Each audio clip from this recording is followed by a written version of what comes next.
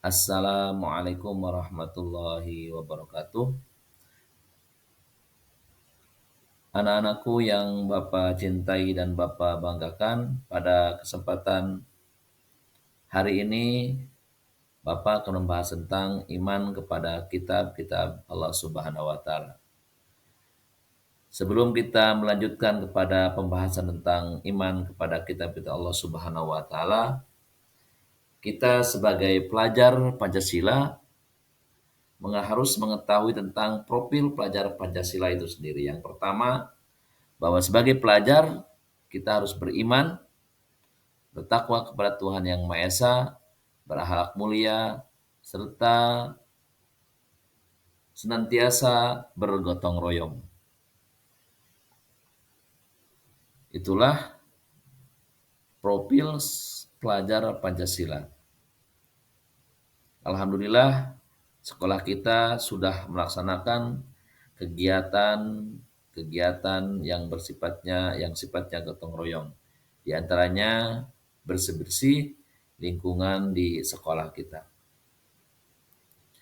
Dan selanjutnya anak-anakku yang Bapak banggakan, bahwa setelah kita melaksanakan kegiatan pembelajaran, diharapkan anak-anak bisa menjelaskan makna iman kepada kitab-kitab Allah Subhanahu wa taala. Selain daripada mengetahui makna iman kepada kitab-kitab Allah, juga bisa menjelaskan perbedaan kitab dan suhuf. Dan yang nomor tiganya, setelah kita melaksanakan kegiatan pembelajaran, bahwa kalian semua dapat menjelaskan kitab-kitab yang wajib diimani. Selain itu juga, kalian juga dapat menjelaskan isi pokok-pokok kitab-kitab Allah Subhanahu wa taala. Anak-anakku yang Bapak cintai dan Bapak banggakan, setelah pembelajaran nanti, selain daripada yang telah disebutkan, bahwa kalian juga dapat menjelaskan rasul-rasul yang menerima kitab. Dan terakhirnya, kalian juga dapat menjelaskan cara-cara beriman kepada kitab Allah Subhanahu wa taala. Nah, ada yang tahu tidak tentang apa itu perbedaan kitab dan suhuf? Kira-kira silakan angkat tangannya yang bisa membedakan antara apa itu perbedaan kitab dan apa itu perbedaan suhuf. Kira-kira silakan angkat tangannya yang bisa membedakan antara kitab dan suhuf. Baik. Baik, Bapak jelaskan di sini bahwa pengertian iman kepada kitab Allah Subhanahu wa taala adalah iman kepada kitab Allah adalah mempercayai dan meyakini sepenuh hati bahwa Allah Subhanahu wa taala telah menurunkan kitab-kitabnya kepada para nabi atau rasul yang berisi wahyu Allah untuk disampaikan kepada seluruh umat manusia. Adapun nama-nama kitab Allah Subhanahu wa taala dan rasul yang menerimanya, itu ada 4 kitab yang wajib kita imani. Di antaranya yang pertama adalah kitab Taurat. Kitab Taurat diwahyukan kepada Nabi Musa alaihissalam di Bukit Tursina atau yang sekarang disebut negara Mesir pada abad 12 sebelum Masehi. Apa itu pokok ajaran kitab Taurat? Bahwa kitab Taurat itu mempunyai pokok ajaran berisi tentang akidah atau tauhid. Akidah tauhid itu adalah mengesahkan Allah Subhanahu wa taala. Dan pokok dari ajaran kitab Taurat adalah hukum-hukum syariat. Anak-anakku, bahwa selain daripada kitab Taurat, Allah juga menurunkan kitab Injil, di mana kitab Injil ini diwahyukan kepada Nabi Isa alaihissalam sekitar abad pertama Masehi di daerah Yerusalem atau yang sekarang dinamakan negara Israel. Pokok ajaran dari kitab Injil ini adalah sama dengan kitab sebelumnya. Namun, sebagian menghapus hukum-hukum di kitab Taurat yang tidak sesuai dengan zaman itu. Anakku yang Bapak cintai dan Bapak banggakan, Allah juga menurunkan pada para nabi dan rasulnya, yaitu kitab Jabur. Kitab Jabur diwahyukan kepada Nabi Daud alaihissalam sekitar abad ke-10 sebelum Masehi di daerah Yerusalem, Israel. Pokok ajarannya, kitab Jabur berisi tentang zikir, nasihat, hikmah, tetapi tidak memuat hukum-hukum syariat. Itu adalah kitab Jabur. Dan yang terakhir, Allah menyempurnakan dari kitab-kitab terdahulu, Taurat, Jabur, dan Injil. Allah menyempurnakannya dengan kitab Al-Quran, di mana kitab Al-Quran diwahyukan kepada baginda kita, yaitu Nabi besar Muhammad Sallallahu Alaihi Wasallam pada abad ke-6 Masehi. Di kota mana?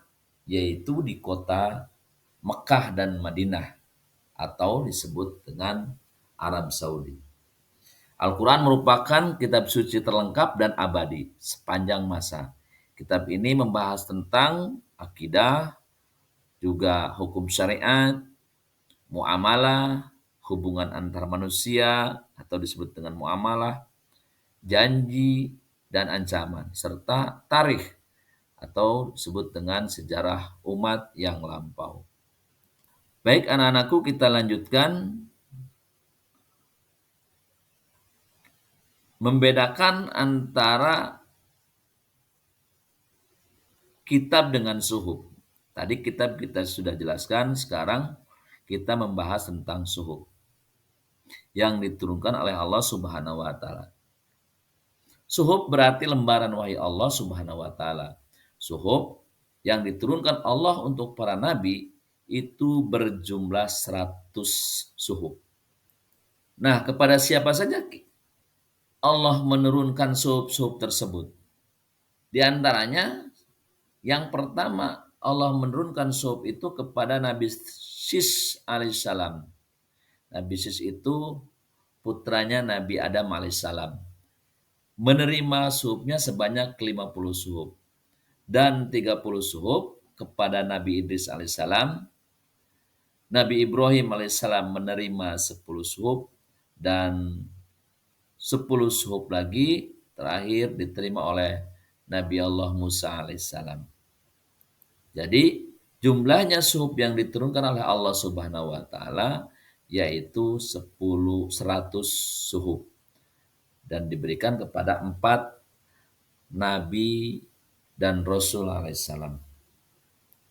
Anak-anakku yang Bapak cintai dan Bapak banggakan, bagaimana cara kita beriman kepada kitab suci Al-Quran? Yang pertama, meyakini bahwa Al-Quran merupakan wahyu dari Allah Subhanahu wa taala. Yang kedua, meyakini bahwa isi Al-Quran mengandung kebenaran yang murni dan mutlak.